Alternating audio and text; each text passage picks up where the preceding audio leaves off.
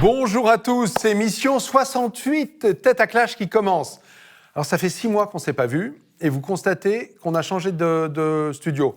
Vous imaginez bien que c'est à cause du Covid qui fait que nous sommes obligés d'avoir un petit peu plus d'espacement. Certains vont nous reprocher de se soumettre à ces règles. Ça sera un des sujets de débat d'aujourd'hui. Donc voilà, nos invités sont Serge Federbusch qui est là à ma droite. Toujours là après 6 mois. Bonjour Serge. Christine Tazin qui nous vient de Bretagne, j'ai le droit de le dire Christine. Oui. Hein? Bonjour Christine. Yves Christen, bonjour. Bonjour. Qui était dans la dernière émission. Oui. Hein, celle où on avait parlé de grippette. C'est pas ce qu'on a fait de mieux, mais Oui. en même temps ça reflète. Enfin, c'est vous qui avez parlé de grippette. Oui, Le mot est doux. Hein. Mais c'en c'est était vrai, bien c'est vrai, une, hein. c'est vrai. Mais ça reflétait peut-être l'opinion qu'on avait tous sur cet événement qui nous aura quand même pas mal perturbés. Et le dernier, c'est Tariq Dali. Bonjour Tariq. Bonjour les amis. Très bien, allez, sujet numéro 1.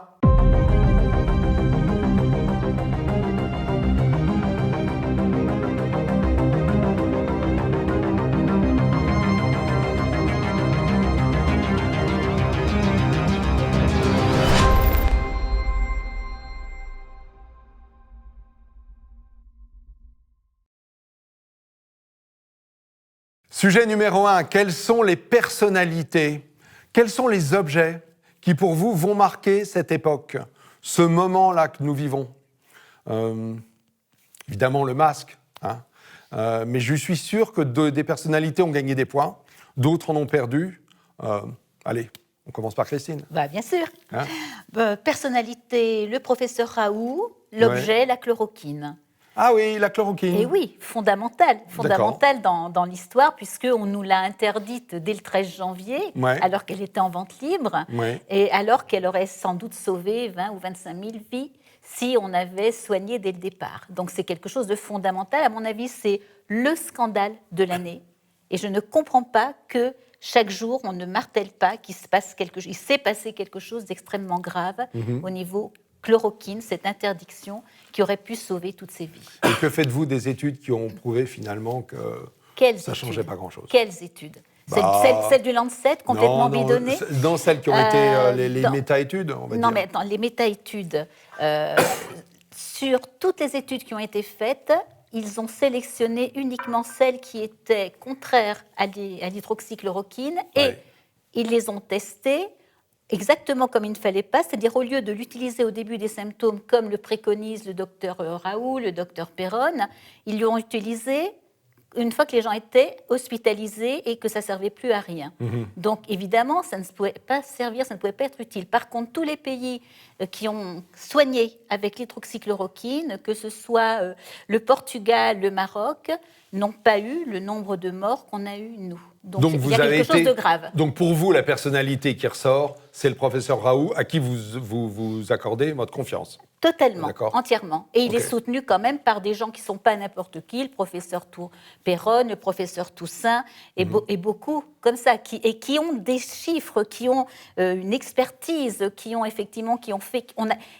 Franchement, est-ce qu'on a besoin, en 2020, alors que depuis 50 ans, on utilise la chloroquine, le plaquenil, etc., partout dans le monde, est-ce qu'on a besoin de faire des études avec un placebo, c'est-à-dire de carrément laisser de côté des gens en disant c'est le hasard, vous serez traités, les autres non, alors qu'on sait qu'on connaît depuis 50 ans ce qui ne va pas avec le plaquenil et les risques. Je crois quand même, madame, Christiane. qu'il est, si on veut essayer de voir les choses avec sérénité, dans cette espèce de pagaille là-dessus autour de Raoult, la vérité est qu'on ne peut pas fondamentalement conclure sur l'hydroxychloroquine.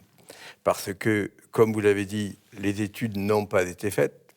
Et parce que d'ailleurs, et qu'on n'en a pas tenu compte, et qu'on a même interdit qu'elles soient faites, mais également parce que je pense que sur le fond, il aurait été très difficile de démontrer une efficacité sur la mortalité, parce que on a affaire à une pathologie qui est très peu mortelle. Et donc, dans l'idéal... 1% de mortalité? Oui, mais moi, c'est peu de choses. Ça veut dire que si vous voulez faire une étude avec placebo et avoir des chiffres un peu significatifs, voyez-vous, si vous admettez le chiffre de 1%, on ne sait pas si c'est le bon chiffre, mais enfin, Admettons. Ça veut dire que pour avoir à peu près 10 malades dans un groupe, il faudrait des groupes de 1000. Ça vous donne que 10 morts. Hein. Donc il serait mieux d'avoir des groupes de 10 000. Donc vous auriez 10 000 traités, 10 000 non traités. L'étude On est a quand même le extrêmement chiffre difficile à faire. des gens sous respirateurs hospitalisés Oui, non, qui n'ont j'entends pas bien. été traités. Non, mais C'est j'entends pas bien. rien quand Non, même. mais je veux dire que globalement, il est très difficile, sur une affaire comme celle-ci, de faire effectivement une étude satisfaisante avec un placebo, parce que le nombre de morts est, j'allais dire, trop petit, si je puis me permettre de dire cela. Hein. Par contre, on peut avoir des arguments comme la charge virale qui peut s'évaluer, et là, c'est peut-être là où Didier Raoult dit des choses qui sont le plus pertinentes. Donc, pardon, je vous coupe, Yves, mais le professeur Raoult, il vous a quand même paru, parce qu'il a été quand même il a été le extrêmement personnage, jeté. il a été le personnage, bien sûr, mais qu'est-ce qu'il a dit de pertinent je crois que vous retenez ce que je trouve remarquable dans le cas de ce qu'a dit Raoult, c'est presque l'inverse de la situation telle qu'elle est vécue par la plupart des gens, c'est que, de façon générale, Didier Raoult a dit des choses pas du tout révolutionnaires. Il a dit des choses très ordinaires, voyez-vous, que ce soit sur l'hydroxychloroquine, sur l'évolution de la maladie. Ça a été vécu comme étant une position révolutionnaire par le système dans lequel nous étions. En réalité, ce qu'il a dit relevait plutôt du bon sens. Bon, c'est vrai qu'il a dit avec son style, avec son punch, avec un certain mépris à l'égard de ses confrères, il faut bien le dire. Hein, mais avec l'aspect d'un druide, il a eu un côté un petit peu savant fou. Il y a un look qui a sans doute renforcé l'impact. Et puis c'est vrai que le fait de dire, ce qui est une réalité, qu'en termes de publication scientifique, il a produit infiniment plus que ses adversaires dans le domaine, en tout cas, de ce type de virus. Tout ceci est évidemment exact. Le fait de dire qu'au niveau du conseil scientifique, on a plutôt choisi des gens qui avaient une expérience dans le virus du sida, qui est un autre type de virus, tout à fait. Donc ce genre de choses est exact. Ou en anthropologie, ou en ATK. Oui, bien sûr. Il n'y a quand même pas que des scientifiques dans le prétendu conseil scientifique. Ça a été vécu comme méprisant vis-à-vis des autres, qui bien sûr lui ont rendu... voilà. Ouais. Donc on a fait une espèce de guéguerre qui est extrêmement malsaine. C'est pas lui qui l'a géré. Je dis pas, c'est pas ce que je vous dis. Je pas ce que je vous dis. Et j'ai beaucoup de sympathie pour le personnage de Raoult. C'est pas la question. Hein. Mais Yves, est-ce que pour vous aussi, c'est la personne qui émerge au moins en France ? Moi, je dirais que les 3 personnes qui ont émergé en France, il y a Didier Raoult, il y a Dupond-Moretti depuis quelques jours, oui. Et puis il y a Adama Traoré qui a quand même dominé, si on peut dire, la planète, France, d'une certaine manière. Ouais. Alors ces 3 personnages extrêmement, assez différents, et ça en dit beaucoup sur l'état du pays d'ailleurs, le fait que ces 3 personnages soient ceux qui aient émergé. D'accord. Donc vous laissez de côté Olivier Véran, Agnès Buzyn, Salomon. Oui, je crois qu'ils ont été vécus, à mon avis, à assez juste titre, comme des personnages assez petits. Enfin, je ne voulais pas qu'il y ait le côté péjoratif dans ce que je dis, vous voyez. Bon, donc je ne pense pas que c'était des grands hommes. Enfin, je ne crois pas. Tariq Dali, vous, votre opinion sur les hommes et peut-être les objets, les événements. Vous avez cité des noms là-dedans. Moi, je n'ai retenu personne. Oui. Moi, j'ai retenu trois choses. Un animal, une chose et un symbole. Okay. L'animal, c'est le mouton. Oui. Ah, d'accord. La personne, c'est le mouchard. Et le symbole, c'est Anastasie. C'est-à-dire qu'on est entré dans un système depuis 6 mois de gens à qui on fait peur. On est dans une espèce de phobocratie. On gouverne par la peur. On fait peur à tout le monde. Et tout le monde est terrorisé. Et étant terrorisé, on assiste, alors ça c'est quand même extraordinaire, moi j'ai été stupéfait le jour où la maire du 20e arrondissement, une femme, je ne sais pas si elle est en marche ou socialiste, qui avait dit « Arrêtez d'appeler le 17 pour moucharder les gens qui sortent plus d'1 heure, on a autre chose à faire ». J'ai été stupéfait de ça, et maintenant il paraît qu'il y a des mouchards qui dénoncent les gens qui ne portent pas de masque. Quant à Anastasie, alors là je reviens un petit peu à cette histoire-là de chloroquine, je n'y connais rien, moi je ne suis pas un savant, je ne suis pas un scientifique, mais ce qui m'a quand même stupéfait, c'est qu'au mois de janvier, curieusement, Madame Buzyn décide d'interdire un médicament qui est prescrit depuis 80 ans, sans que personne n'en ait jamais eu à se plaindre. Ouais. Et Raoult, on tombe sur Raoult. Mais enfin, Raoult, le problème a été créé de toutes pièces par ce pouvoir qui a interdit un médicament et qui, en plus, a interdit aux médecins de prescrire. La liberté de prescription du médecin, pour moi, il me semble que c'est quelque chose quand même d'extrêmement important. Mais Anastasie, là, la censure, c'est une forme de censure. D'accord. C'est une forme de censure. Après, on ne va pas parler de ce qui est arrivé à Valeurs Actuelles pas plus tard que cette semaine, où le parquet s'auto-saisit parce que c'est un truc qu'elle n'a pas trouvé drôle, qu'une certaine dame n'a pas trouvé drôle. Et on est dans un système... Donc le mouton plutôt que le pangolin. Le mouton plutôt que le pangolin. Ok, je pensais que c'était le pangolin. Les mouchards et la censure. Nous sommes dans un système aujourd'hui. En plus, ce qui est important, c'est que on peut effectivement accuser le pouvoir politique de tous les maux. Mais les mouchards, ce n'est pas la faute. Mais si. C'est si répandu que ça. Écoutez, les dénonciations. Moi, j'entends parler des gens ouais. qui se plaignent. Ouais.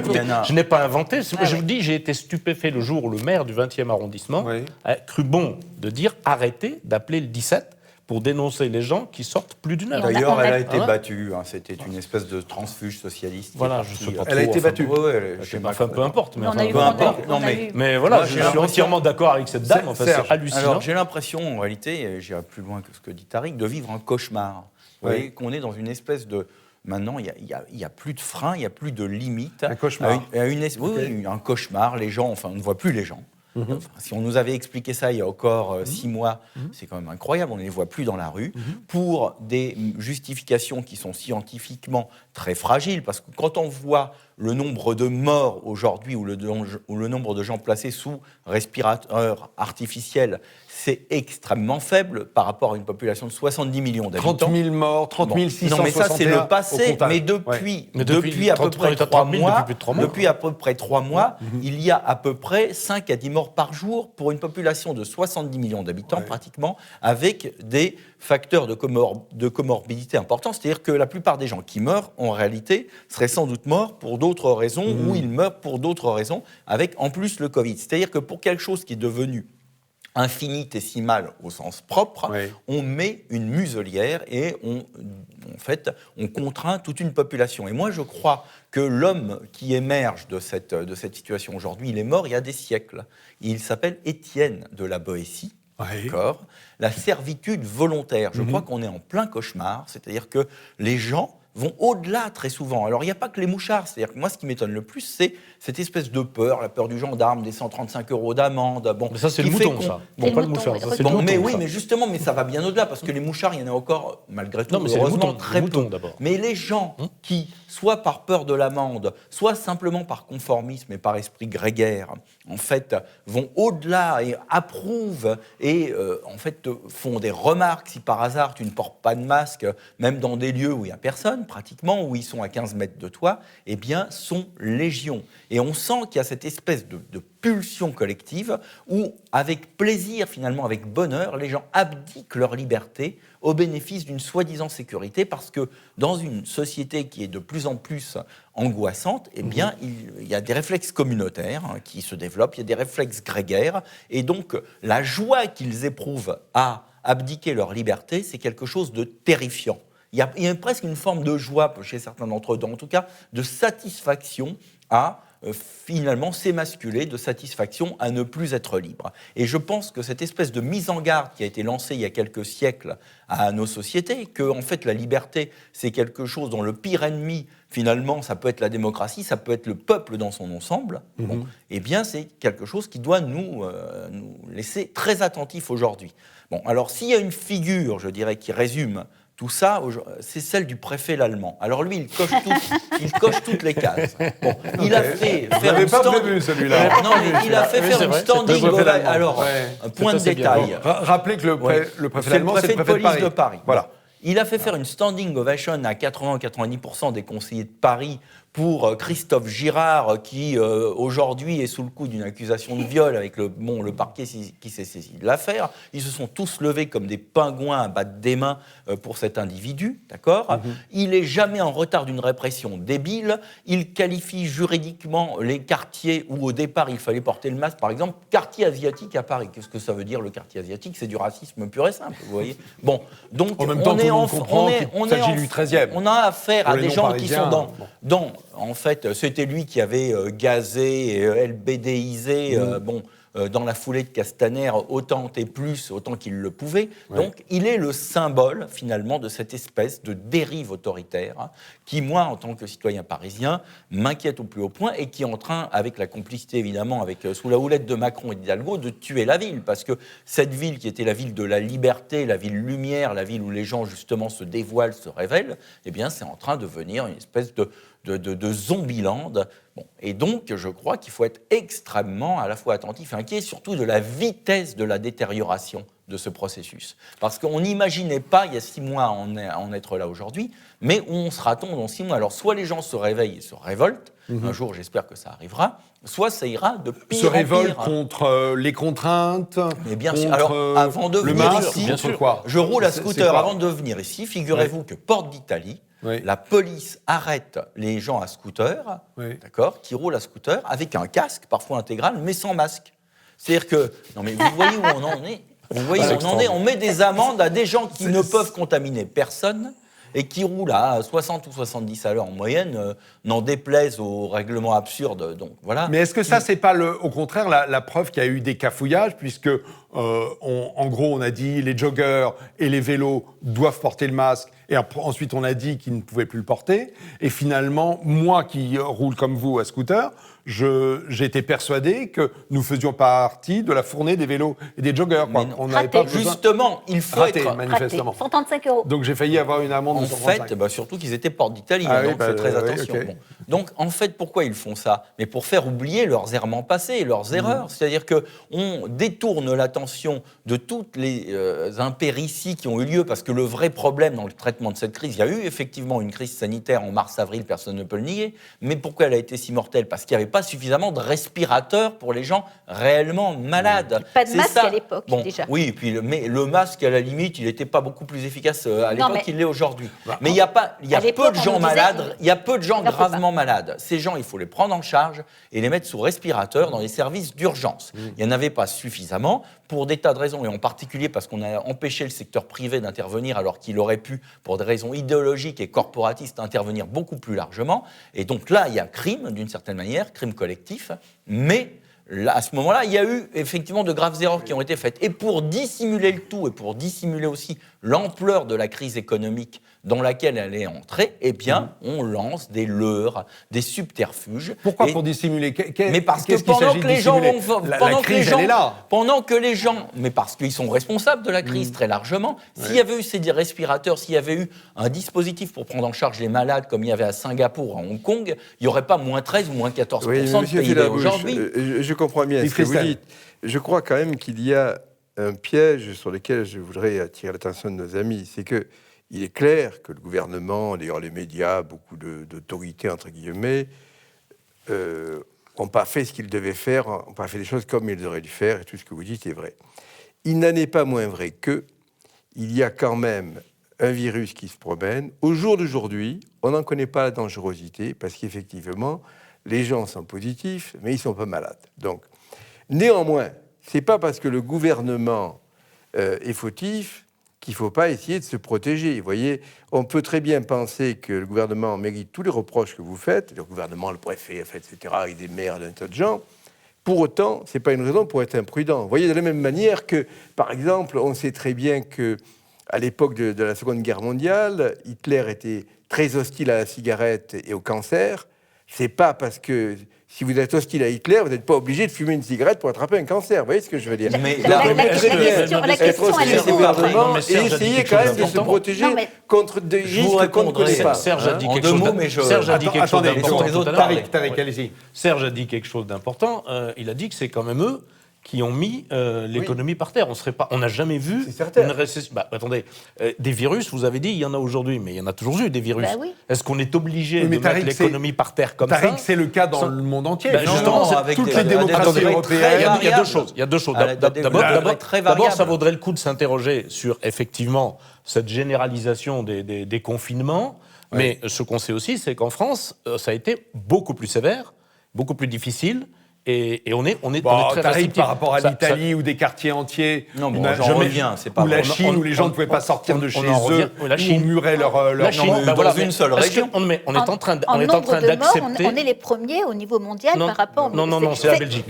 C'est ce que dit Perron. C'est la Belgique. C'est ce que dit Perron qui par fait, habitant, Le pays par habitant, c'est la Belgique, Ouais. le plus mauvais. D'ailleurs, personne n'en parle, entre parenthèses. Mais c'est là la question qu'on se pose. C'est une question de civilisation. C'est pas parce qu'il y a un virus qui se promène qu'on va mettre toute l'économie par terre, qu'on va empêcher les gens de travailler. On les a empêchés de travailler, de sortir de chez eux pendant 2 mois. On meurt C'est quand plus même de la invraisemblable. tuberculose On meurt plus de la que- tuberculose. et vous vous verrez n'avez que les rien sur la statistiques. tuberculose. Et vous verrez que les statistiques à la fin de l'année révéleront qu'il n'y a pas plus de morts cette année que l'année Mais c'est dernière. clair. Voilà, c'est Je veux très dire clair. globalement. Bah, globalement, Mais bien- il bien restera entendu. quand même plus de 30 000 morts qui seront morts de la Il y a Covid-19. combien de morts par grippe chaque année? Ça dépend des années. Ça mais dépend ça des peut années, atteindre- exact. Ça peut atteindre ce chiffre-là. Exactement. effectivement. On a les chiffres sur la Suisse. J'ai pas les chiffres de la mortalité. J'ai consulté les chiffres sur la Suisse au 31 juillet.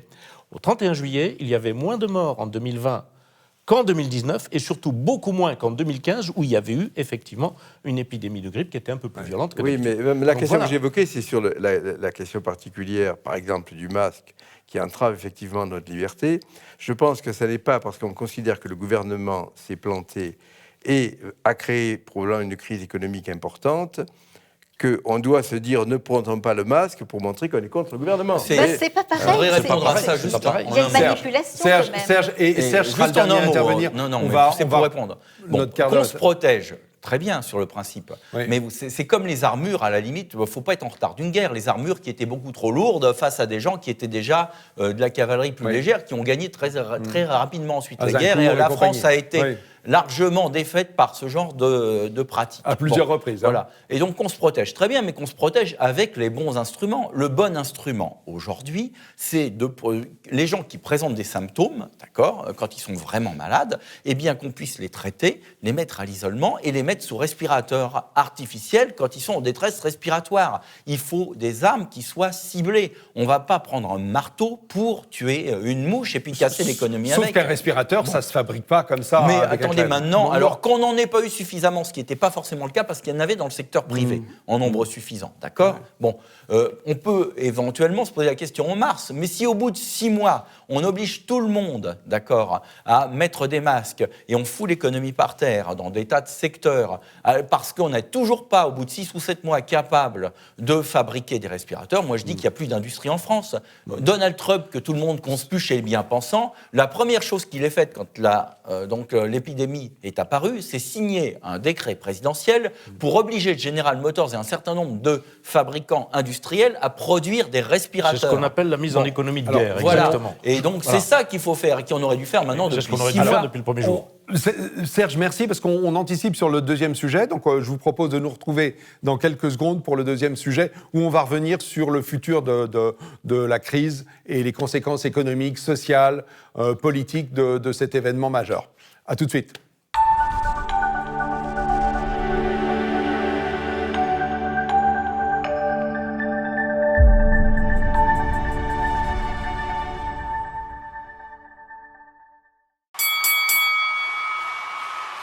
Rebonjour, sujet numéro 2 de Tête à Clash. Les suites donc de la Covid. Quelles sont les conséquences? On a vu que économiquement, on est sur des, en tout cas en France, sur des moins 15 de ralentissement de l'économie, sur un global sur l'économie qui va être au total de l'année 2020 aux alentours de moins 8%, ce qui est du jamais vu depuis la Seconde Guerre mondiale. 1941. Mais il n'y a pas que les... Absolument, 1940 et 41. quelques. Mais il n'y a pas que des conséquences économiques, il y a évidemment des conséquences politiques, il y a des conséquences sociétales, il y a des conséquences culturelles. C'est tout ça dont je voudrais parler avec vous. À commencer par le futur, est-ce que vous pensez que la Covid va avoir des conséquences politiques? Allez, Serge, vous avez fini, vous recommencez. Moi, je pense que chacun en matière politique va essayer de tirer parti de la situation. Donc Oui. Macron, justement, il utilise cette histoire de masque en particulier pour essayer de faire taire la contestation, faire que les gens soient distraits, passent leur temps à faire la queue pour se faire tester, pour savoir si le lundi ils ne sont pas positifs, sachant qu'ils peuvent contracter la maladie le mardi et la refiler à d'autres le mercredi. Tout ça est absurde, mais tout ça, finalement, dirige l'angoisse, dirige les centres d'intérêt vers autre chose que la situation qui est simple aujourd'hui. Bon, la situation, c'est qu'il n'y a plus aujourd'hui d'économie réelle. C'est-à-dire que l'État soutient la plupart des secteurs économiques. Déjà, il le faisait, on avait 57% de dépenses publiques dans le PIB. Aujourd'hui, ça doit être dans les 70-75, il faut être conscient de ça. C'est-à-dire que si on note le chômage partiel, ça a été la pire erreur qu'ils aient faite. C'est-à-dire la mise en chômage partiel massif de 12 à 13 millions de personnes. Qu'est-ce que ça produit ? Ça produit le fait que les gens arrêtent de travailler, donc c'est 100% quelle était de destruction de richesse, Serge ? mais il y a des pays qui n'ont pas généralisé le système. Ça a été généralisé pour éviter les troubles sociaux. D'accord ? Mais ça produit quoi ? Ça produit que ça détruit complètement toute activité et ça est tout salaire. Mais les pays qui ne l'ont pas fait, les États-Unis, c'est des dizaines de millions de chômeurs en plus. Mais la récession, mais à un moment, il faut les aura l'accepter. pareil. On les aura plus tard avec une dette beaucoup plus importante parce que la dette atteint des sommets vertigineux. Le déficit est colossal. Il n'y a plus aucun secteur. On est passé en gros de 100% du PIB à 115% du PIB. C'est énorme. Énorme progression. Il a fallu pratiquement, depuis l'histoire des statistiques, si on compare bien, 100 ou 150 ans pour faire 100%. Il faut 1 an pour faire 15%. Vous voyez de quoi on parle ? Non, on n'a pas fait 150%. Pardon, si, 100%. puisqu'on était à 100%.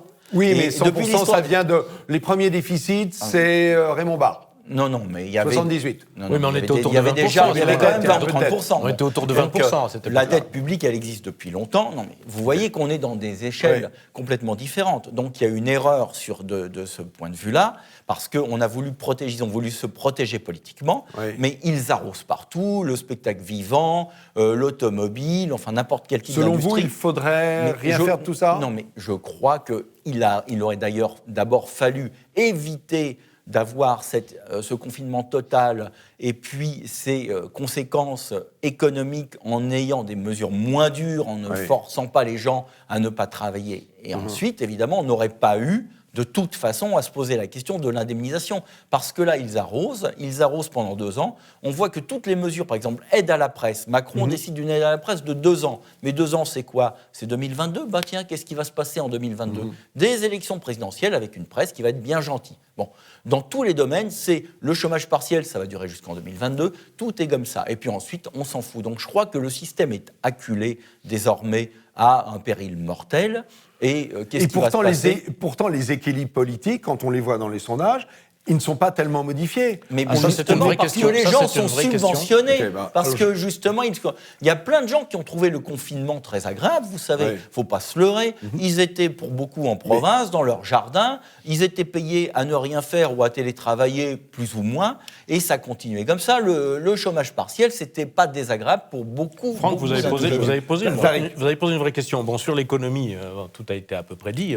C'est quand même la politique a été menée qui a mis l'économie par terre. Donc maintenant, on arrose, on ne sait pas quand est-ce qu'on remboursera. Très bien.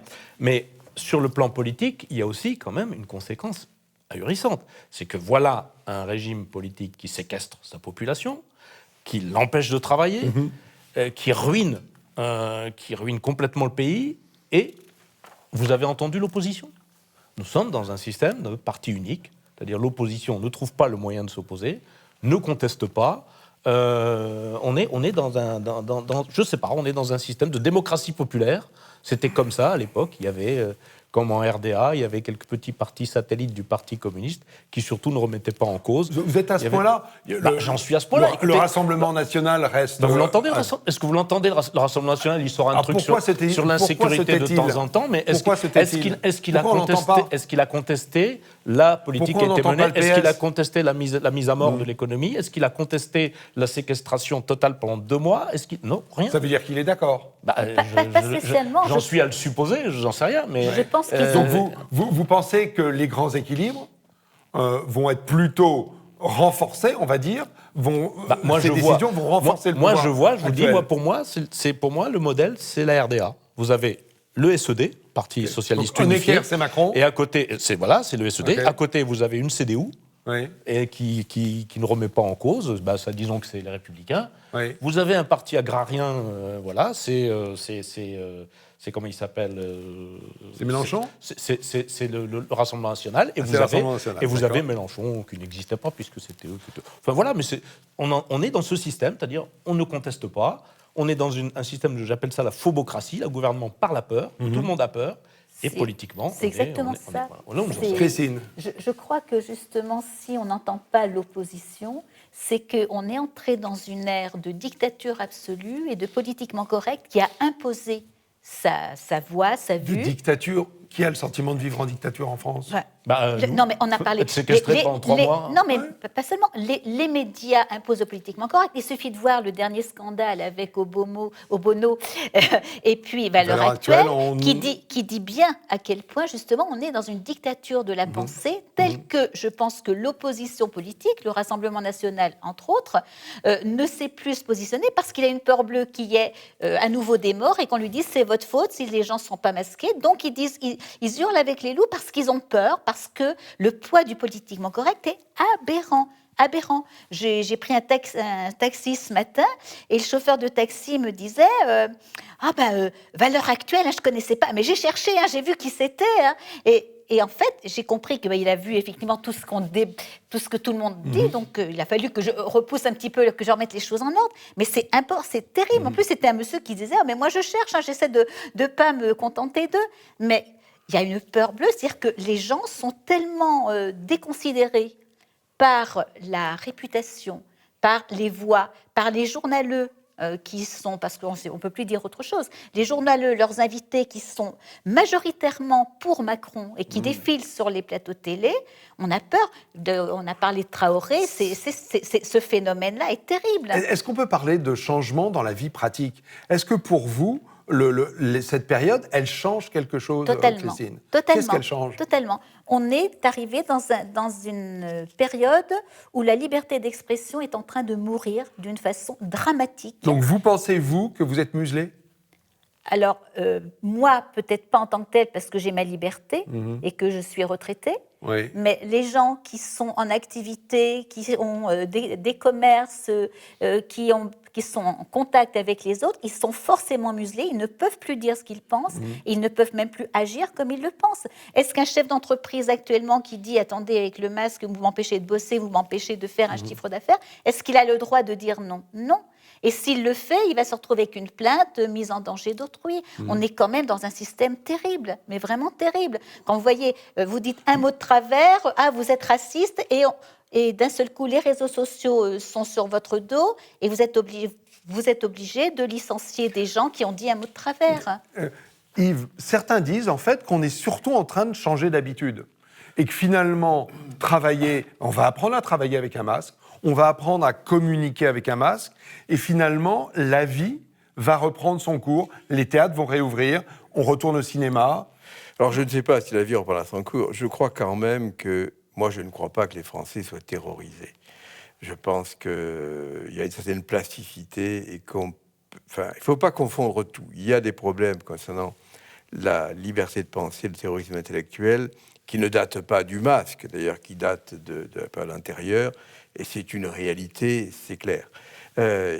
Il y a des problèmes économiques absolument considérables qui se profilent, mais et il y a un caractère un peu amorphe des différents partis politiques d'opposition. Les uns parce qu'ils n'existent plus, les autres parce qu'ils ne savent pas très bien quoi dire. Dont on voit bien qu'ils sont Ils très existent divisés. encore, les Républicains, mais Oui. enfin, le Parti communiste, par exemple, n'existe Oui. plus. Bon, Ok. le Parti socialiste, est-ce qu'il existe? Bon, ça se discute. D'accord. Il n'y a pas beaucoup de vivacité du côté des partis politiques, y compris d'ailleurs du côté du Rassemblement national. Il n'y a pas une espèce d'énergie intellectuelle, de force de proposition, je crois que... Et puis, Mais c'est nouveau, ça? Ou c'est vous pensez non, que c'est pas révélé... tellement nouveau. D'ailleurs, je pense que plus généralement, il y a une forme quand même de crise de la démocratie pour de nombreuses raisons, mais notamment parce que si on regarde les élections présidentielles, européennes, les sondages, en gros, les partis dominants, c'est-à-dire ceux qui vont se trouver au deuxième tour, ils vont faire entre 20 et 25% d'un pays dans lequel il y a un Français sur deux qui vote.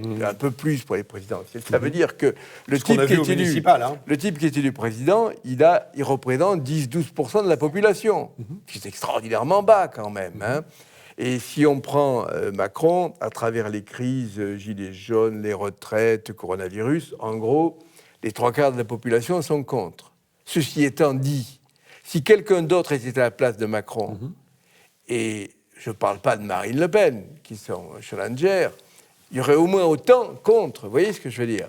Donc on est dans une situation dans laquelle il est très difficile de résoudre l'équation. Je crois que la seule solution possible, et c'est là la grande faute de Macron, c'est la seule solution possible, et c'est de dire on fait l'union nationale le temps d'aller à 2022. C'est-à-dire qu'on propose à tous les partis, surtout ceux d'opposition, de rentrer dans le gouvernement, chacun gardant ses opinions, mais en disant que pendant ce laps de temps, on prend Mme Le Pen et on accepte une politique anti-immigration, tout en étant éventuellement contre cette politique-là, mais disant que pendant ce laps de temps, on fait ça. Pour satisfaire Mélenchon, on dit que les entreprises qui sont en positif en termes de bénéfices n'ont pas le droit de licencier. Et un certain nombre de mesures comme ça qu'on aurait pu adopter en faisant venir tout le monde au gouvernement. Ok, Yves, je vais me saisir de cette proposition. Je vais la tester autour de moi. Oui. Mais on va faire un test très rapide. On a trois spécialistes qui aiment débattre, qui connaissent bien la politique. Est-ce que vous rentrez au gouvernement d'union nationale? Non. Oui. Christine, vous rentrez... Non, parce que tout simplement parce que quand j'écoute la proposition, ça veut dire que forcément, on ne peut pas faire marcher ensemble des antagonismes. Celui qui s'en sort par le haut, parce que c'est forcément le bordel, c'est Macron. Ouais. Donc on fait le jeu de Macron. Alors que la seule solution vraie, ça serait effectivement qu'il refasse des élections, au moins qu'il dissolve, qu'il y ait l'Assemblée nationale, une autre Assemblée nationale. Là, il y aurait une cohérence. Si je puis répondre, l'Union nationale, c'est une forme de naïveté. C'est-à-dire, c'est de croire que les problèmes... C'est un serpent de mer qui est très ancien. Les problèmes vont être réglés parce que les politiciens vont se mettre tous dans la même pièce pour dire la même chose, mais pas du tout. Bon... Le problème, alors, si on donne satisfaction à Mélenchon, par exemple, on dit voilà, les entreprises, si elles font le moindre bénéfice, elles n'ont pas le droit de licencier. Mais n'importe qui a travaillé dans une entreprise, c'est que ce n'est pas parce qu'on fait un petit bénéfice une année, alors qu'il y a des gros problèmes qui se profilent, qu'il faut arrêter et geler complètement toute décision de gestion qui va permettre de se séparer d'effectifs qui sont plus utiles ou de les redéployer. Donc c'est absurde. Et une société, une entreprise ne peut pas fonctionner comme ça. Même chose sur l'immigration. Si on dit, bon ben voilà, on va avoir une politique dure pour l'immigration, mais les immigrés, les clandestins et toutes les associations de semi-racailles qui les aident, en fait, ils continueront de les faire entrer. Et puis s'ils les font pas entrer pendant 6 mois ou pendant 6 mois et demi, ils attendront la fin de cette espèce de gouvernement d'union nationale pour les faire rappliquer en masse. Ça ne fonctionne pas. Ce n'est pas parce que tous les politiciens se mettent d'accord que les problèmes vont disparaître. Bien au contraire. Parce qu'ils sont déjà tous d'accord très largement. Ils sont déjà tous d'accord. Alors, Yves, on consulte Tariq ? Oui. Non. Le gouvernement Christen n'a pas beaucoup de succès pour l'instant. D'abord, il ne vous aura pas échappé que j'étais un démocrate, donc j'aime bien qu'il y ait une majorité et une opposition. Okay. Donc globalement, l'Union nationale... On ne va pas soupçonner Yves Christen de ne pas être un démocrate. Pas du tout. Mais d'abord, l'Union nationale, c'est Macron l'a réalisé à son profit. C'est-à-dire qu'il n'y a plus d'opposition depuis le mois de mars. Voilà. Donc, il ne s'agit pas de ça. À tel point qu'il gère le Liban maintenant. Voilà, il a besoin de gérer la France. Donc, si vous voulez, personne ne s'oppose à lui. Donc, je ne vois pas l'intérêt de mouiller des gens pour de mettre quelqu'un qui est contre l'immigration sauvage et qui est contre la double nationalité avec quelqu'un qui va dire je vais interdire les licenciements. Enfin, alors, Yves, ça ne marche pas, votre proposition. Et pourquoi ? Non, mais mes amis, à mon avis, n'ont pas une bonne analyse. Je ne crois pas que s'il y avait... Ça ne m'étonne pas. Les voyants là qui n'est pas une bonne analyse. S'il y avait un tel gouvernement, ce serait gagnant-gagnant pour tout le monde. Pourquoi ? Parce que pour des gens comme Mme Le Pen ou comme Mélenchon, l'une des raisons pour lesquelles ils sont difficilement éligibles par la population, c'est le fait que les Français, beaucoup de Français doutent qu'ils soient capables, qu'ils aient la carrure d'un chef d'État. Je pense que beaucoup de gens pensaient à peu près comme Mme Le Pen lors des élections présidentielles, en disant non, je ne peux pas voter pour elle, surtout après le débat avec Macron, parce qu'elle ne fait pas le poids, en quelque sorte. Et donner la possibilité à ces gens-là d'avoir une position de responsabilité, c'est aussi les valoriser. Donc je crois que ce serait gagnant pour tout le monde, et on ne peut pas dire ce que dit M. Fédérabouche sur l'immigration. Ou alors on est favorable à l'immigration, on dit c'est formidable, ça continue, mais dire ça ne peut pas s'arrêter... Ah non, je ne dis pas, ça peut s'arrêter, mais à condition de prendre des mesures qu'un gouvernement de soi-disant union nationale pour un an n'est insusceptible de prendre, parce qu'il y a des flux très puissants. Mais Et je le ces sais flux qu'il y a très des flux puissants très ne peuvent puissants. être interrompus Mais- que par une politique mais drastiquement autoritaire aux frontières, il ne faut pas se leurrer. Oui, et puis, alors, deuxièmement, là- ça ne peut être puisque notre interrompu ami que insiste, si c'est puisque- crédible dans le temps. Si les gens, c'est comme si vous nous expliquiez. Mais l'immigration que, n'est pas le seul élément de la politique, C'est pas grave, Serge. c'est pas grave C'est essentiel. finalement. C'est C'est pas essentiel. grave de frauder le fisc, vous voyez, puisque pendant un an il n'y aura pas de contrôle. Ouais. Ah bah c'est quand même embêtant parce que ensuite pendant 3 ans ils peuvent contrôler. Donc dès que la fin de la période sera terminée, eh ben vous allez avoir les inspecteurs Alors, des je vais impôts qui vont puisque venir notre- vous Je redresser. donne la parole à C'est la Tariq même et ensuite je vais chose. vous demander votre avis sur autre chose.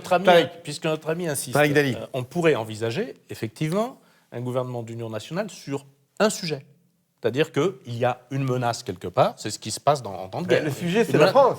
Ah bah, le sujet, c'est la France. Ah bah justement, le problème, c'est qu'est-ce que vous entendez par la France? Moi, lorsque vous me dites le sujet, c'est la France, je vous dis, oui, effectivement, il y a une invasion migratoire, il y a un changement de peuple. Alors, qu'est-ce qu'on fait pour arrêter ça? Et voilà, effectivement, si on Non, mais dit... il n'y a pas que on ça, dit- il y a le on point dit voilà, économique, on il y a dit pas voilà, que sur la Covid et vous me refaites on dit voilà, l'immigration. on dit voilà, pendant 3 mois, il faut prendre des mesures pour protéger la nation française, pour la pérenniser, pour éviter une guerre civile sur notre territoire. Est-ce que vous êtes tous d'accord? Là, effectivement, et on se met d'accord pour proposer un plan. Là, pourquoi Allez, pas sur il n'y 3 a mois. pas que ça, il y a l'économie quand même, il n'y a pas que l'immigration, Mais il y a c'est beaucoup de impossible. Non, choses. mais- Il y a la On vous a sécurité, expliqué, c'est il y a bien ce que des j'aimerais problèmes savoir. sur tous ces sujets. Alors, écoutez, je vous propose, désolé, hein, le gouvernement Christelle, ça le fait Ça a pas pas. beaucoup de succès. Ça va pas être possible. Allez, moi, je voulais vous tirer vers un tout petit peu de positif parce qu'il s'est quand même passé des choses positives pendant ce confinement. Allez, je vais vous en donner 2. Un qui va vous faire rire. Depuis des siècles, les Français sont taxés d'être peu regardants sur la douche, l'hygiène, la propreté. Là, on a appris à se laver les mains. Est-ce que c'est pas un truc positif, ça? Ah oui, c'est bien ça. Ça Si, vaut, si, ça si, vaut si, bien, c'est- ça vaut bien 15 Oh, le points petit de PNB. bouton. Non, non, mais la raison, non, non, 15 points de mais PIB, 3 Franck a millions de raison. chômeurs et, Franck a raison, et mais c'est l'application des désespérant. libertés. C'est-à-dire il faut qu'on nous prenne pour des enfants C'est et qu'on ça. nous fasse la morale C'est le pour qu'on se mouton, lave les quoi. mains. Mais effectivement, je suis convaincu que le point positif de cette période sera qu'il y aura beaucoup moins d'épidémies de grippe. Il y aura beaucoup moins d'épidémies de gastro-entérite, il y aura plein de trucs comme ça. Ça, c'est vrai que À cause de l'hygiène des mains? À cause de c'est un truc l'hygiène des important, mains, ou je je pense sais pas. j'en suis Mais Moins non. d'accidents de Je la pense. route pendant les mois de Bon, confinement. moi, oui, bah ça évidemment, si Je les voitures pense. roulent à zéro, Ouais, il y a bah, on si se t'as tue pas de moins en voiture, t'as pas d'accident, c'est ok. facile. Allez, le deuxième événement, mais je sens que je vais être moqué encore, c'est les dauphins qui réapparaissent au large de la Sardaigne, Ah, ça, ou c'est la ça. pollution qui a plu au-dessus Ah non, là, c'est de plus- Paris. c'est- Moi, sympa, ça. sur toutes les affabulations sur le réchauffement climatique qui serait lié à une activité de l'activité l'homme, humaine. bon, tout ça, j'ai de grands doutes. En revanche, en matière d'environnement, je suis tout à fait persuadé qu'il y a un gros et réel sujet sur la pollution des mers et des océans. Ça, il suffit de faire de la plongée et d'aller se baigner souvent, comme j'essaie de le faire, bon, et d'aimer la mer, pour s'en rendre compte. Et le fait si on avait une politique écologique digne de ce nom, ça ferait vraiment partie des priorités. Le fait que la faune puisse revenir et, par exemple, que du coup, avec un meilleur équilibre de la faune, il y ait moins cet envahissement par les méduses, vous voyez, des mers qui baignent C'est la dû France aujourd'hui. au réchauffement. Bon, et enfin, je ne sais pas si c'est dû au réchauffement, c'est dû à l'absence de plus en plus de prédateurs de ce genre de peut-être créatures marines. Et D'accord. pourquoi? Parce que les prédateurs ont été tués par les hommes, en tout cas par l'activité humaine et la pollution des océans. Donc, tout ça, ce sont des sujets réels. Alors ça, effectivement, qu'il y ait un peu de répit pour la faune sauvage, c'est sans doute On un a vu point une forme de positif. résilience assez extraordinaire quand même, les animaux. Je ne sais pas Oui. pour ceux qui ont un jardin, mais les animaux qui sont revenus, les renards dans les villes. Hein. Pas C'est ça assez, pas assez, hein, pas Ouais. assez. Et là, Pas il ne assez faut de pas renards. trop se faire des illusions. Quand si l'économie repart, etc. Bon, ça. les gens. Mais malgré tout, moi, je dirais que le seul événement positif, c'est que si on foutait la paix aux pangolins, ce serait une grande victoire. Bon, Et à la chauve-souris. euh, Bon, allez. Ok, merci. Le gouvernement Christian n'a pas marché. Mes suggestions, pas trop non plus. C'est pas tous les coups qu'on gagne. Allez, on se retrouve dans quelques secondes pour la troisième et dernière partie de cette émission. À tout de suite.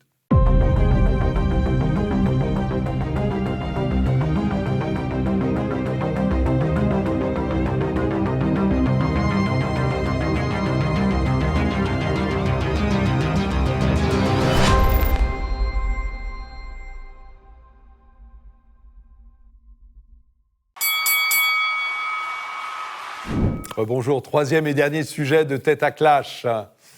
La muselière, le masque et la révolte qui monte, qui ne prend pas beaucoup en France. Mais est-ce qu'il y a quelque chose qui se passe autour de ça? Moi, je l'ai entendu dans votre bouche, hein, Serge, j'ai retenu muselière. C'est quand même un mot fort. Je voulais savoir si vous pensiez que ces mouvements qui ne prennent pas en France, hein, qui ont pris un petit peu en Allemagne, où il y a eu 18 000 manifestants environ, qui ont essayé de rentrer dans le Bundestag, est-ce que ces mouvements sont en train de dire quelque chose sur une révolte qui peut arriver des citoyens qui disent « écoutez, il y en a marre ». C'est pas un hasard. Voilà, c'est pas un hasard qu'en Allemagne ça prenne. Oui. J'ai parlé tout à l'heure de la RDA, et vous remarquerez d'ailleurs que toute l'Europe centrale et orientale a été extrêmement modérée sur les mesures de confinement et autres. On a les libertés restent parce qu'ils savent ce que c'est. Ils ont vécu ça pendant 45 ans enfermés derrière le rideau de fer, et c'est pas un hasard que ce soit à l'est de l'Allemagne que ces manifestations prennent le plus, parce qu'ils savent ce que c'est et ils n'ont pas envie de le revoir. Ça, c'est très important. Donc maintenant, le masque ou autre chose, il y a des manifs contre le masque parce que ça commence à exaspérer les gens, mais je dirais que le masque, on l'a dit tout à l'heure, c'est un détail par rapport à toutes les mesures anti-liberté qu'on nous pond depuis 6 mois. OK. Pour autant, est-ce qu'on est vraiment dans une dictature sanitaire pour vous? Clairement. Ouais. Clairement. Il faut appeler les choses par leur nom. Lorsqu'encore une fois, je me répète, mais lorsqu'on vous interdit de travailler, on vous interdit de sortir, on vous interdit de circuler, et qu'on vous dit, dans une entreprise, on vient voir à l'intérieur de l'entreprise, c'est quand même un lieu privé, et on vous dit, il faut mettre un masque. Enfin, tout de même, à part les dictatures, quels sont les régimes où le pouvoir politique s'immisce dans ce que vous faites dans un espace privé? Oui. Vous sentez que ça monte, vous aussi, ou finalement... Ça monte, les gens n'osent pas encore. Moi, je me promène tout le temps avec des masques où il y a écrit muselière, Macron nous tue, Macron nous ment, voilà. Parce que Donc que vous avez customisé? Oui, je les ai customisés parce que je considère que justement, on n'est pas content, il faut le montrer, il faut le dire. Et j'ai ri, mais j'ai ri jaune il y a un mois. J'étais dans un petit supermarché et il y a une dame qui me court derrière parce que j'avais mon masque, je ne sais plus lequel c'était. Et je me dis, oh c'est super, mon mari il est rentré l'autre jour en me parlant de vous, en me disant c'est super ce que vous faites. J'ai dit oui, mais alors c'est super, mais vous ne l'avez pas fait. Ouais. Donc c'est ça quoi. C'est-à-dire que c'est tous les gens qui n'osent pas, qui trouvent que c'est bien, et je rencontre beaucoup de gens qui me disent oh, c'est bien, bravo, mais qui ne pensent pas, qui n'osent pas afficher leurs pensées. Et là, on est effectivement dans une tradition française où on ne dit pas pour qui on vote, on ne dit pas ce qu'on pense, on ne dit pas ce qu'on gagne, etc. Et je crois que ça joue aussi là-dessus, c'est-à-dire que les gens n'osent pas montrer qu'ils peuvent être distants des fois qu'on les accuse d'être des méchants contamineurs. Serge, qu'est-ce qui fait que ça pourrait prendre? Parce que Christine nous dit que les Français sont comme d'habitude, quoi, finalement. Vous pensez que si ça prend, qu'est-ce qui va être l'élément déclencheur? Qu'est-ce qui manque pour que, ou finalement, il y a un consentement de la population et une toute petite minorité qui se révolte? Moi, je crois qu'il faudrait qu'il y ait quand même une opposition un peu plus courageuse et plus structurée qui prenne la parole. Il faut que quelqu'un dise à un moment... Bon, maintenant, ça suffit. Il faut, je ne sais pas, n'importe quoi. À la limite qu'un parti politique se crée autour de Raoult, vous voyez, ou quelque chose comme ça, qui ose dire les choses. Ensuite, c'est du domaine vraiment de l'imprévisible. On sait tous quand il y a des facteurs de crise qui sont présents. On sait tous que ça doit se déclencher, mais on ne sait jamais, ça c'est un problème humain, c'est vieux comme la société, quand les choses vont précisément... se produire. On ne peut pas le savoir. Bon, c'est d'ailleurs ce qui fait le charme aussi de la vie en société, de la politique. On ne connaît pas, personne n'est le maître du temps. Et donc, ça peut se produire quand, j'en sais rien, il faudra en tout cas que de plus en plus, il y ait une opposition qui ose affirmer qu'elle n'est pas d'accord. On n'en est pas encore là. Il y aura des mouvements effectivement contraires et réactionnaires qui diront vous êtes des assassins, vous êtes des tueurs, vous êtes des irresponsables. Bon, mais au bout d'un moment, quand les gens verront, les dégâts économiques, même masqués par les aides en tout genre, parce qu'il y aura des dégâts malgré tout, il y a des gens qui ne sont pas couverts par les systèmes de protection. Et puis d'un autre côté que finalement, on n'entend pas tellement parler. Vous avez entendu parler de mort autour de vous? Non. Il y a des gens qui sont partis là, à l'hôpital récemment autour de vous? Ben non. Donc quand il y aura au bout d'un moment la comparaison entre les contraintes et les dégâts d'un côté et l'absence concrète de problèmes, si à ce moment-là une véritable opposition émerge et fait son travail en disant regardez ce que vous subissez et pourquoi vous le subissez, on vous ment, d'accord ? C'est ce qu'on appelle d'ailleurs la résistance, sous tous les régimes autoritaires. Et à ce moment-là, progressivement, l'opinion va se révéler. Pour le moment, les Français acceptent une baisse de leur liberté pour le bien commun. Mais c'est la servitude volontaire, encore une fois, c'est la boétie, c'est-à-dire qu'ils ont le sentiment, et il y a même, parfois, ça va jusqu'à une forme de jouissance de l'absence de l'abdication de sa propre liberté. Il faut renvoyer pratiquement à Freud, vous voyez, ou au masochisme. Moi, je connais personne qui se réjouisse de mettre le masque entre nous. Mais il y a des gens qui aiment bien, vous savez, c'est comme les femmes qui se voilent. C'est comme les femmes qui se voilent sous l'islam. Il y a des gens, ça n'existerait pas, si vous n'avez pas le voile musulman, n'existerait pas si les gens n'y trouvaient pas leur compte, d'accord ? Et il y a des gens qui trouvent le compte à abandonner leur liberté pour se réfugier derrière la protection communautaire. Là aussi, c'est vieux comme le monde et comme les sociétés humaines. Et donc, il y a des gens qui peuvent se sentir protégés par cette espèce de bout de machin, et donc qui finalement le font avec satisfaction, et plus que vous le pensez. Donc, mais il y a de tout. Ça, sur Terre, il y a de tout. Il y a des gens qui sont contents. Ils sont très nombreux. Moi, je ne crois pas qu'il y ait, à l'heure actuelle, un vent de révolte contre le masque en France. Par contre, je crois qu'il y aura dans les mois qui viennent, les semaines qui viennent, bien entendu des éléments de révolte à cause de la situation économique. D'ailleurs, déjà, les Gilets jaunes recommencent à dire qu'ils vont manifester. Vont-ils le faire, vont-ils pas le faire ? On ne sait pas. La question des retraites est reposée par l'actuel gouvernement. Alors Macron va-t-il faire quelque chose, va-t-il rien faire ? On ne sait pas. La crise économique, elle est une certitude, là, elle n'est pas dans la probabilité. Donc il est clair qu'il y aura... Même si la baisse, des volumes d'affaires, globalement des affaires, des sociétés, est moins importante que prévu. Oui, d'accord. Il y a une surprise, disons. Ça dépend. Qu'il y ait des gens qui vont aller au chômage, ça dépend des secteurs. C'est une certitude. On voit bien qu'il y a des boutiques fermées qui ne peuvent pas réouvrir parce que, c'est quelque chose, à moins qu'il y ait un miracle, on ne voit pas comment on peut éviter ce truc-là. Donc, bien entendu, il y aura des gens qui vont manifester. À mon avis, pas principalement à cause du masque. Alors, est-ce qu'on va interdire des manifestations sous le prétexte qu'il faudrait que les gens soient masqués ou qu'ils respectent des distances ?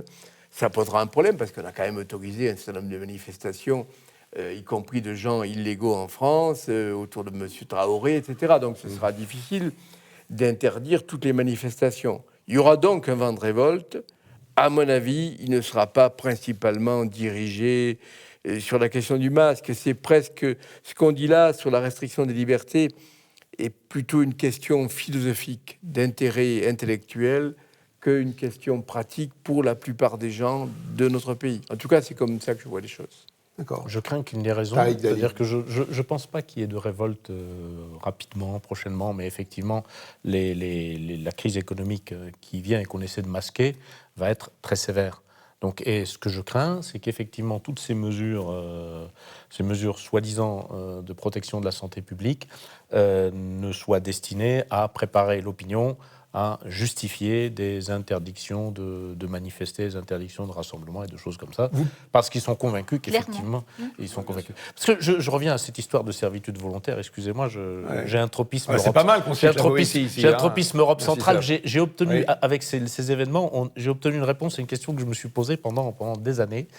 Comment se fait-il que, tout de suite, au début des années 90, les anciens communistes qui avaient tous été virés aux premières élections libres qui avaient eu lieu en 90 en Europe centrale, ils étaient revenus au bout de 2 ans, rebaptisés socialistes dans quasiment tous les pays. C'est extrêmement simple. C'est parce que les gens qui étaient protégés, ils vous disaient oui, on n'avait pas une richesse extraordinaire, mais on nous garantissait un logement, on nous garantissait un emploi, etc. On était protégés. Oui, mais vous n'aviez aucune liberté. Oui, mais on était protégés. Et ça, il y a vraiment la servitude volontaire, c'est quand même la Boétie l'a théorisé, effectivement. Sauf que là, donc, je ne suis pas convaincu. Chacun essayait d'échapper quand même à ces systèmes. Alors, je termine. C'est que cette histoire de protection, c'est qu'on va peut-être se rendre compte qu'on se moque de nous, parce que cette histoire de tests tous les jours de patients asymptomatiques, vous allez voir le médecin si vous n'êtes pas malade. Non, là, on vous dit, vous n'avez rien. Eh ben on va vous tester. Vous avez le truc. Vous êtes asymptomatique, vous êtes dangereux. Enfin, là, on va finir peut-être par se rendre compte qu'on se moque de nous. Oui, sauf que nos vieilles protections, on va dire des 30 glorieuses, sont en train de partir en fumée. Donc le sentiment de Le vieille protection, protection, c'est quoi? c'est l'idée qu'on va avoir un boulot, qu'on va pouvoir avoir de quoi manger à la fin du mois, et vivre tranquillement dans une certaine sécurité, relative sécurité. C'est en train d'exploser de partout, Le à boulot, tous les on l'a niveaux. perdu dans les années 70-80. Le Non, mais boulot perpétuel est là, avec pour tout la le monde. crise, avec la crise du Covid, avec la récession, avec tout ça, il va y avoir un chômage qui va augmenter énormément. C'est pas le contraire. Actuellement, ce qui est prouvé, c'est que l'État-providence fonctionne, non? Non, mais justement, je trouve, les retraites, les gens étaient persuadés jusqu'à présent qu'à partir de 62, 63 ans, ils auraient quand même un niveau de vie correct. On est en train de leur prévoir que ça ne sera pas avant 67, 70 ans qu'ils pourront partir en retraite s'ils veulent ne pas crever de faim dans la rue. Il y a une prise de conscience là-dessus. Bah oui, mais je veux dire, l'immigration, l'insécurité, les territoires perdus de la République se multiplient. Les gens les connaissent de plus en plus. Ça développe un sentiment d'insécurité. Et donc la notion de protection qui justifie à un moment donné que les gens se taisent est en train de s'effriter et d'exploser. Et à un moment donné, il va y avoir, je pense, Donc, pas de révolte. la goutte qui va faire déborder le vase et qui va faire exploser. C'est comme ça que ça commence, une révolution. Hein. On le disait tout à l'heure, on ne sait pas comment ni pourquoi, quel va être le truc, mais il suffit parfois de peu de choses pour que, d'un seul coup, la mayonnaise prenne. Donc, rien à voir avec ce qui se passe actuellement sur le masque. Si, ça va avec. Ouais. Les restrictions de la sécurité, de la liberté, qui est fondamentale. Les gens qui ont bien l'impression qu'on se fiche de leur tête. Puis, je sais pas, les gens ont entendu aussi ce qui s'est passé pendant le Covid, où sur les plateaux, vous aviez des tas de gens comme Karine Lacombe, parlait des personnalités payées par Gilead, etc., et qui passaient dans les conférences de presse avec Véran pour nous dire oui, c'est comme ça, il faut pas la chloroquine, il faut pas ceci, il faut que vous fassiez cela, etc., et qui tapaient, et tout le monde a su les liens énormes avec Big Pharma de tous ces gens-là. Donc ça, les gens l'ont encore en tête. Sachant que c'est le cas des scientifiques qui ont des liens avec les laboratoires, ne sont pas forcément une mauvaise chose. Sauf que ces gens-là, Perron le dit très bien, sauf que ces gens-là ne viennent pas parler en disant non, normalement, quand on est engagé, on dit je ne peux pas me permettre, mais effectivement, droit de réserve, etc. Or, ces gens-là, non seulement n'ont pas dit qu'ils étaient payés, alors, entre parenthèses, Karine Lacombe, on avait tout ce qu'elle recevait. J'ai cherché le jour. Elle est chef de service à la Salpêtrière, c'est ça? Ça a disparu. Ça a disparu. C'est-à-dire D'accord. qu'elle a initié une pétition pour je ne sais plus quoi à cause du Covid. Elle et tous les pétitionnaires ont disparu du système où on pouvait voir ce qu'ils avaient gagné. Je pense que quand on ajoute ça, plus ça, ça commence à faire beaucoup. Les gens ont compris qu'il se passait des choses et qu'on se moquait d'eux.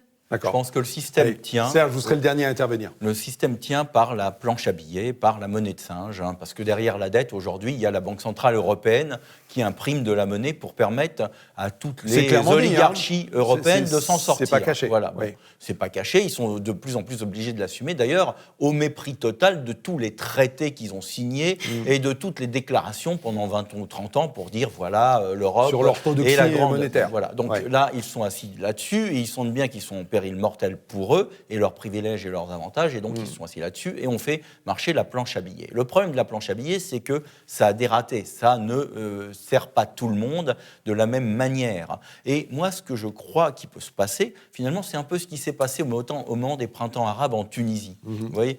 Bon, le système essaie par la répression ou par les aides en tout genre de s'en sortir, c'était comme ça sous Ben Ali, et puis tout à coup, il y a un petit gars dans un coin qui, lui, peut plus s'en sortir. D'accord ? Donc un jour, il va y avoir, je ne sais pas, un petit entrepreneur, un restaurateur qui va faire faillite parce qu'on lui aura obligé, on lui aura viré la terrasse, par exemple, qu'on lui avait autorisé ou quelque chose comme ça, puis il va s'immoler par le feu, vous voyez ? Et puis, boum, ensuite, ça va être comme de l'aimerie, ça va se propager. Donc il y a à la fois où c'est comme les explosions, vous voyez, quand il y a une espèce de densité gazeuse qui augmente dans un espace clos. Au bout d'un moment, il y aura un petit truc, quelque part, de quelqu'un d'humble qui va être le détonateur d'un ras-le-bol généralisé. C'est ça qui probablement peut se passer. Pas sûrement, parce que rien n'est sûr, mais qui probablement peut se passer. Alors, quand, quoi, comment, pourquoi, personne ne peut le dire. Bon, très bien. Madame, messieurs, merci pour cette participation à cette émission entièrement consacrée au Covid. Je pense que le Covid, on va quand même en reparler dans les mois qui viennent. J'espère qu'on aura la possibilité d'arriver sur d'autres sujets et que ça ne va pas nous mobiliser en totalité. Et je vous donne rendez-vous dans une quinzaine de jours pour l'émission suivante de Tête à Clash. À bientôt et merci.